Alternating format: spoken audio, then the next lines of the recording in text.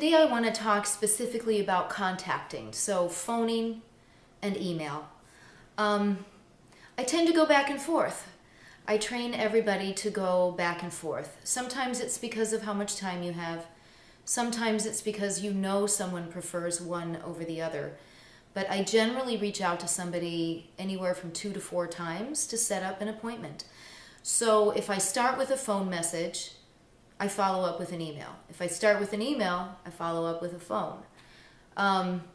Some folks have multiple phone numbers, so I might move about and try different phones.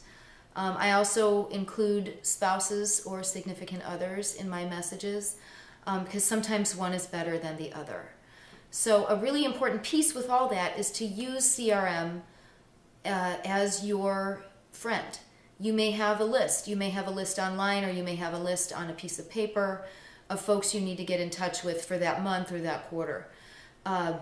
So as soon as I make that phone call or send that email, I note it in CRM in my notes. And then I go directly to tasks, and you can use phoning if you prefer. I like tasks. And set up the follow-up. And that follow-up could be the next day. It could be 3 or 4 business days. It could be a week later. As you learn about the client, you learn how to be most effective for them and to work with their comfort level. So when we are reaching out with a phone call, what do you say?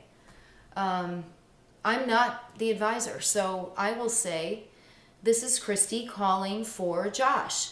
I will say the name of the company. I leave a beat. If that person has answered the phone, the beat is important because they may forget who I am. They may not be thinking about financial planning at the moment that I have called.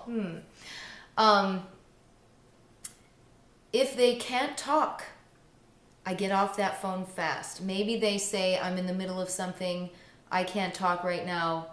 I say, oh, no problem, I'll send you an email. And I follow up immediately then because they've already heard my name. If that person in the past has been a little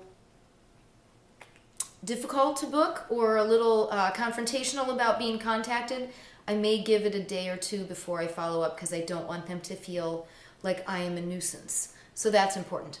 Tasking and phoning activities give you the freedom to stop thinking about that until it rolls back up. So I train people to do that, to make sure they're doing that. If I send the email first, I use the same kind of approach.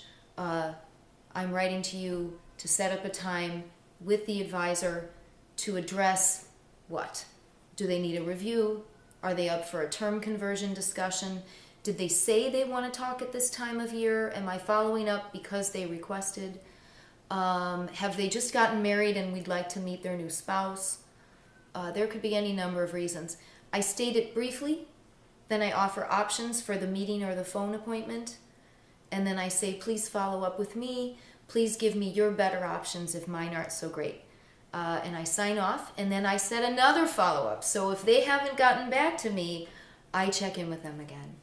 All of this is really important, and using tasking and phoning, using CRM as your tool so you can be the warm-hearted, client-relating person without keeping it all in your brain.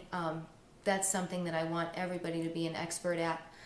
And that's basically how I use phoning and email to engage clients.